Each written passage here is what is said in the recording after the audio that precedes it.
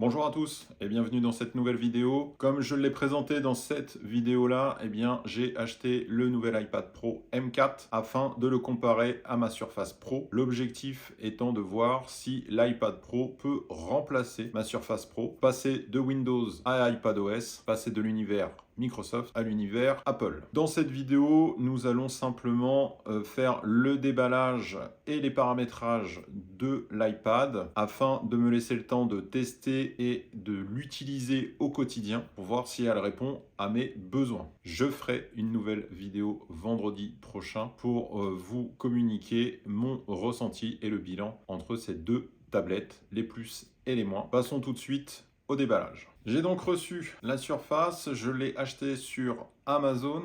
Vous pourrez le voir sur le carton de l'iPad. Il y a des stickers verse Amazon Warehouse. Tout simplement, cet iPad n'est pas neuf, il est d'occasion. C'est de la seconde main Amazon qui a permis de bénéficier de 300 €. Voilà. Donc, si vous ne connaissez pas cette astuce, regardez bien sur Amazon. Vous avez de temps en temps des occasions où c'est écrit très bon ou correct. Regardez le détail, il vous précise exactement ce qu'il peut avoir en moins. Généralement, c'est juste les emballages ou des fois, ça peut être le câble ou la prise ou le chargeur qui sont manquants. Mais ça reste quand même intéressant. Là, dans le cas présent, j'ai gagné 300 € et simplement la seule chose qui manquait, ce sont simplement les plastiques de protection. Et j'ai pu constater aussi que l'iPad avait été rechargé que 3 fois. Donc ça reste de la très bonne occasion. Il n'y a pas de rayures, il n'y a pas d'empreinte, il n'y a rien. Bref, le produit est nickel, simplement il a été déballé et vérifié par Amazon. Une fois le produit déballé, tout de suite en main, on sent la légèreté de ce produit, c'est assez impressionnant. Sachant que j'ai pris le modèle 13 pouces,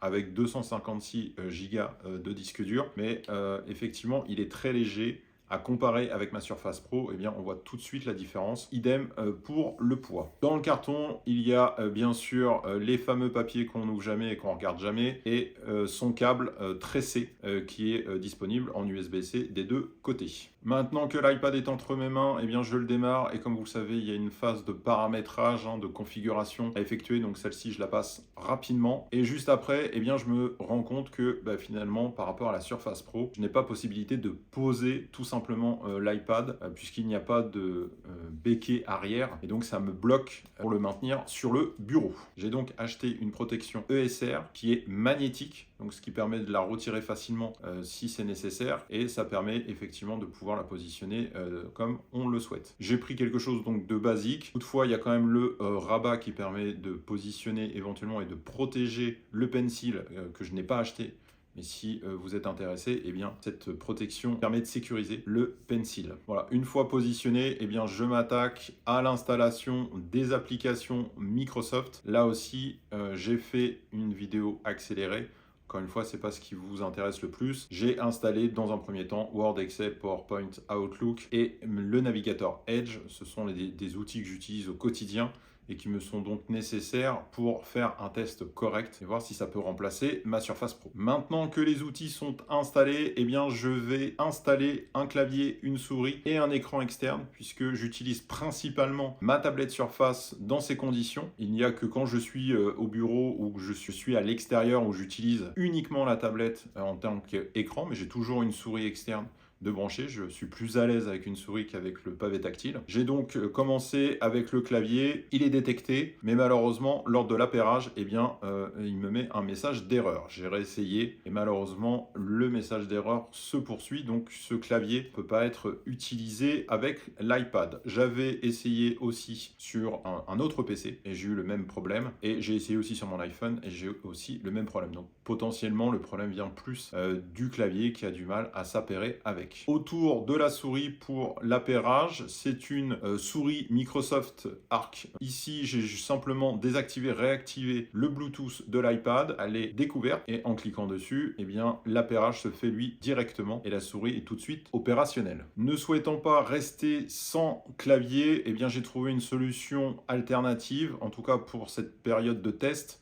C'est tout simplement d'utiliser un clavier souris que j'avais en plus qui est toujours sans fil, mais utilisé avec un dongle USB que je branche donc au hub qui est à ma disposition. De brancher le hub et de pouvoir recharger directement l'iPad, il vous faudra faire un choix, chose que je n'ai pas comme contrainte puisque sur la Surface Pro, j'ai 2 ports USB-C et j'ai un port propriétaire pour la recharge de la batterie. Malgré tout, eh bien, j'ai pu constater, notamment pour l'écran externe, qu'un simple câble HDMI avec un hub eh bien, permet de se connecter. J'ai pu faire différents tests. Tout d'abord, j'ai fait le test avec mon câble d'origine qui est en HDMI côté écran et USB-C pour ma Surface. Eh bien, ce câble fonctionne très bien avec l'iPad Pro. J'ai fait avec le hub et un câble HDMI classique qui doit faire du HDMI 1.0, donc vraiment le plus standard, hein, celui qu'on peut trouver à 3-4 euros. Ça marche aussi et j'avais pu voir en fait dans les forums qu'il était préférable d'utiliser un DisplayPort avec USB-C de l'autre côté pour brancher l'iPad Pro. Vous voyez qu'avec des connectiques que vous avez déjà à la maison, en fait c'est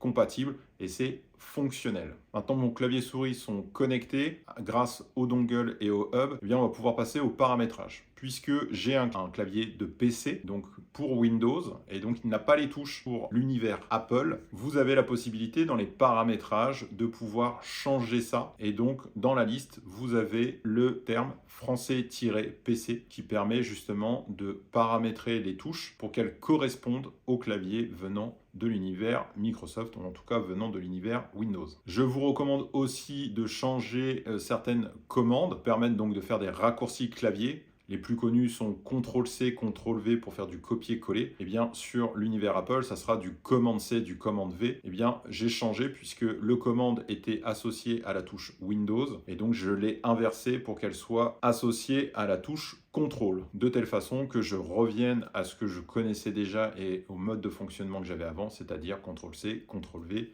sur ce clavier. Pour la souris, pas beaucoup de paramétrage ou de changements à prévoir.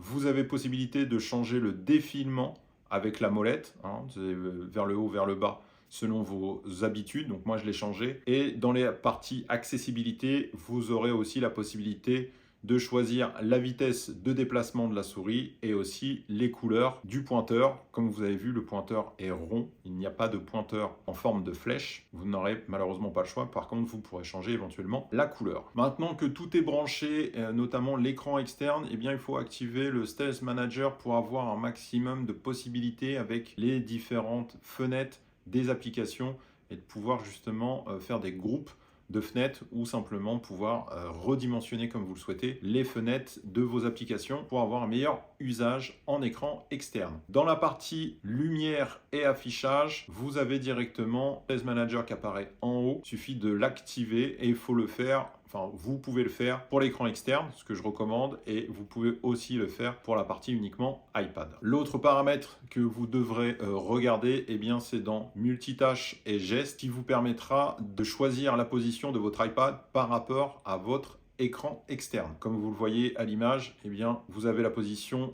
en haut, en bas, à droite ou à gauche, qui permet d'étendre l'affichage et donc de pouvoir basculer de l'iPad à l'écran extérieur. Évitez d'activer la recopier. Donc potentiellement, si vous avez un écran 16/9 ou autre, 16/10, eh bien vous aurez 2 bandes noires de chaque côté. Donc désactivez cette option directement. Voilà, donc l'iPad Pro M4 est maintenant configuré et paramétré. J'ai mon clavier et ma souris externe, j'ai mon écran externe. Eh bien, je vais pouvoir directement travailler avec cet iPad pendant une semaine et vous faire un retour la semaine prochaine. J'espère que cette vidéo vous a plu et je vous dis à la semaine prochaine pour la suite du test de l'iPad Pro et surtout le bilan de l'iPad Pro face à la Surface Pro. Merci à tous et à bientôt pour une prochaine vidéo.